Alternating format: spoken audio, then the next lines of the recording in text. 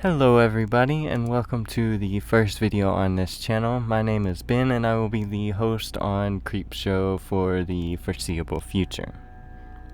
That's about all I have to say before we get into this case. This is the case of Blake Leibel and Iana Kasian. It's very gruesome, so keep that in mind as we carry forward. Of course, I'm starting from the very beginning in order to get as many details as possible into this case. Blake Leibel was born into a life that was actually very comfortable due to the success of both his parents. Originally, he was born in Canada, but before long they moved to America and lived in Los Angeles, California. His father was a Canadian Olympian and a property mogul named Lorne Leibel, and his mother Eleanor was the heir to a large plastics company. This of course meant that they had a very nice, comfortable life with plenty of money to go around, as evidenced by the fact that during his childhood he was given allowance money of $18,000 a month by his parents. Of course, with the express permission to use this money in any way he pleased. Eventually, his mother passed away in 2011, leaving Blake the majority of her estate, which was valued close to $6 million. By now, Blake had a reputation for being a strange and eccentric person, especially owing to the fact that he was known to bring up perverse and shocking violent remarks in any conversation, usually to attempt to shock those he was talking to. Naturally, due to the success of both of his parents, though he mainly considered himself to be in the shadow of his father, Blake wanted to gain his own success and leave a legacy that was separate to that of his parents. His chosen goal was to become a respected comic book writer, using the before-mentioned allowance and inheritance money to begin creating that image of himself. Eventually, he'd make a low-budget film by the name of Bald, and of course directed a couple episodes off the Spaceballs animated series. He also helped run a publishing company, as well as co-writing and publishing a graphic novel by the title of Syndrome. The novel in question would eventually be used as evidence against Blake in the court trials. Outwardly, Blake seemed to be extremely successful and accomplished. Unknown to most that most of his funds were going into creating his image and gaining this success rather than actually making a profit from it. Blake's father would of course be behind the scenes still paying his bills. Blake was married to a woman named Amanda Braun, and the two had a son together. They lived in Beverly Hills, but in 2015 he filed for a divorce from her, who was pregnant and going to be giving birth very soon. The breakup didn't seem to bother him in the slightest, and not long after he met a woman named Iana Kasian. Iana was born in Ukraine. She moved to Los Angeles in 2014, working as a tax collector and a law student in college.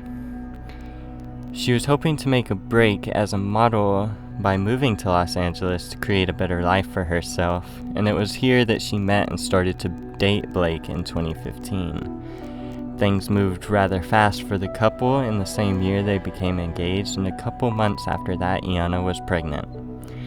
3 weeks after the birth of their daughter together, Iana was recovering from the C-section she had went through during the delivery. This is of course when Blake's behavior began to change for the worse. He began to exhibit jealousy towards the attention they had to give to their newborn child, and even threatened to leave her and the child if she didn't sleep with him whenever he demanded it of her, even threatening to, quote, find another person to be with if she continued to turn him down. Iana was financially reliant on Blake, so eventually she agreed to let the newborn live with her mother instead, in order to pay attention to Blake as he demanded of her. Iana's mother had recently moved from Ukraine to help the new parents in raising this child. Describing Blake, she would eventually come to call him an incredibly controlling person, including saying that he expected her to do whatever he told her to do as well.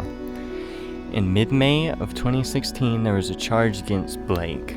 It was a felony rape charge, and Iana ended up bailing him out of jail for $100,000. Blake had been having an affair behind Iana's back, and the woman he was having an affair with was the one who accused him of the previous mentioned charge. When Iana discovered this, she moved out of the apartment that she and Blake lived in, and moved in with her mother and newborn child. On the 23rd of May 2016, Iana and her mother had gone on a shopping trip. During this trip, Iana's phone would be going off with several texts and calls from Blake, and upon reading them, Iana would drop everything she was doing and run straight back to the apartment. This would be the last time Iana's mother would ever see her daughter alive again. The very next day, Olga, Iana's mother, would try to call her, just to make sure she was okay given the circumstances of her abrupt exit the day before. She, however, received no response. She, of course, rightfully so, began to grow very concerned and ended up going to the apartment herself to see Iana in person. She'd call out Iana's name from outside the apartment, and upon this, Blake would walk to the window, draw the curtains and close it, and walk away without even speaking a word to her. Of course, the next step Olga would take would be to call the police, begging them to perform a welfare check on her daughter at the couple's apartment. However, it would be several days before the police acted on this call, and when they finally did, the officer just walked to the apartment, knocked on the door, and upon receiving no answer, just left without pursuing it any further. But after hundreds more calls and messages to Iana from Olga that received no reply, the police finally decided to take proper action, returning to Blake's apartment and breaking down the front door. Upon their arrival inside, they would realize that the door in the hallway was barricaded. It would take them an organized effort to unhinge and remove said door, and once they did, they'd find a long trail of blood leading into the master bedroom. The police would shout out Blake's name, demanding that he leave his room. Blake, however, shouted back and demanded that the police would leave his home. After this standoff, Blake's accountant and friend arrived and managed to talk him into surrendering to the officers on scene. Funnily enough, it was not the police officers who called Blake's accountant, but rather Blake himself. Upon agreeing to these terms of surrender, Blake would leave the room in only his underwear, leaving the police to deal with the scene of what he had done. This is incredibly gruesome from this point forward. If you do not wish to hear it, this is about where you want to stop.